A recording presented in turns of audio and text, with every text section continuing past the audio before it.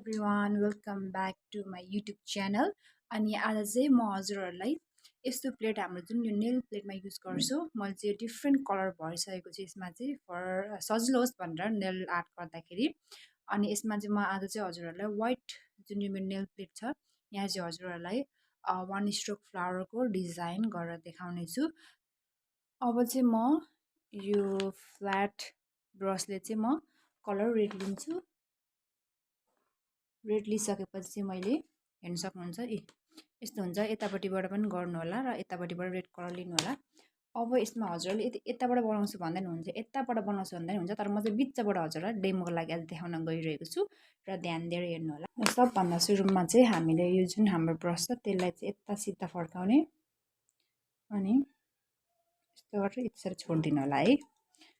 अनि फेरि हजुरहरूलाई कतिको ग्याप मनपर्छ त्यही अनुसारले चाहिँ हजुरहरूले फ्लावरको पोजिसनमा चाहिँ त्यही अनुसारले ब्रस राखेर चाहिँ ग्याप गरिदिनु होला यस्तरी। अनि फेरि यता घुमाउनु होला अनि घुमाएर चाहिँ फेरि यस्तरी। अब मेरो कलर चाहिँ यहाँ फ्ल्याट ब्रसमा चाहिँ सकिसकेको छ, त्यही भएर म फेरि लिन्छु। कलर मैले लिइसकेको छु र फेरि यस्तरी तानेर माथि सट्ट छोडिदिने, तल हल्काबाट तान्ने, माथि सट्ट छोडिदिने। फेरि त्यही स्टेप, फेरि यतापट्टिबाट पनि लास्ट त्यही स्टेप। र साथीहरू हेर्नुहुन्छ कति इजी छ र एकदम राम्रो पनि देखिन्छ यो चाहिँ। अनि अब यसपछि हजुरहरूलाई इनकेस कलर हजुरहरूलाई अझै पनि योभन्दा अझै डार्क बनाउनु छ भने चाहिँ हजुरहरूले फेरि डिप गरेर गर्नु सक्नुहुन्छ। र अब यसमा चाहिँ थोरै हल्का राम्रोको लागि चाहिँ म के गर्छु भन्दाखेरि यसलाई एउटा डायमन्ड लगाइदिन्छु म स्टोन। अनि स्टोनमा चाहिँ के हुन्छ भने साथीहरू यो यति गरिसकेपछि हामीले युभी ल्याम्पमा 10 सेकेन्डको लागि चाहिँ सुकाइदिनु पर्छ। यो चाहिँ नबिर्सिनु होला, यो सुकाउने युभी ल्याम्पमा सेकेन्ड सुकाउँछु र सुकाइसकेपछि हजुरहरूलाई म स्टोन टालेर देखाउने छु। 10 सेकेन्ड सुकाइरहेको छु साथीहरू मैले है। अब यसपछि चाहिँ साथीहरू मैले युभी ल्याम्पमा फर 10 सेकेन्ड सुकाएर निकालिसकेको छु। अनि यसपछि चाहिँ मैले सोचिरहेको थिएँ स्टोन मात्र लगाइदिउँ भनेर, तर फेरि होइन, म फोर स्टिकर चाहिँ लगाइदिन्छु।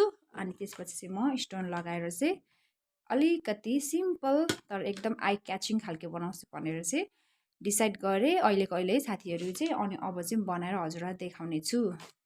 हामीले फोइल पेपर टान्नलाई चाहिँ हामीले अरू टप कोट युज गर्न गइरहेको छु।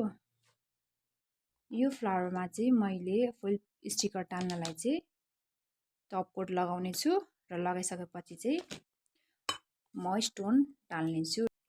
टप कोटले चाहिँ हामीलाई जुन यो हाम्रो यो नेल आर्ट गर्ने स्टोन हुन्छ त्यसलाई चाहिँ एट्याच गर्नुमा हेल्प गर्छ। अनि हामीले केयर गर्नुपर्ने हुन्छ लगाइसकेपछि। स्टोन मात्र नभएर चाहिँ हामीलाई यो फोइल पेपरहरू अड्काउनु छ भने, टाल्नु छ भने चाहिँ हामीलाई एकदम टप कोटले काम दिन्छ। र इनकेस हामीलाई डायमन्ड टाल्नलाई हामीसँग ग्लु छैन भने चाहिँ टप कोट युज गरिन्छ।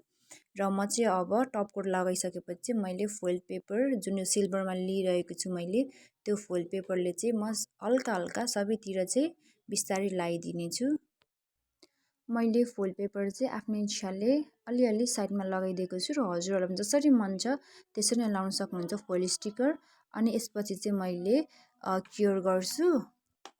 जहिले पनि सम्झिनु होला सुरुमा टप कोट लाउने अनि फोइल स्टिकर अनि मात्र क्योर। अनि लास्ट स्टेप आउँछ, मैले चाहिँ यो डायमन्डवाला सेपको स्टोन लिइरहेको छु र यो चाहिँ मैले फेरि जहाँ बिचमा लाउनु पर्ने हो त्यहाँ चाहिँ टप कोट अलिकति चाहिँ लगाउँछु। अनि लगाइसकेपछि चाहिँ त्यहाँ स्टोन एट्याच गरेर चाहिँ फेरि युभी ल्याम्पमा फर 10 सेकेन्ड सुकाइदिन्छु। अनि त्यसपछि साथीहरू फेरि एकचोटि टप कोट लगाइदिन्छु सेक्योर गर्नलाई सबै कुराहरू जति पनि लगायो। अनि त्यसपछि हाम्रो डिजाइन रेडी छ।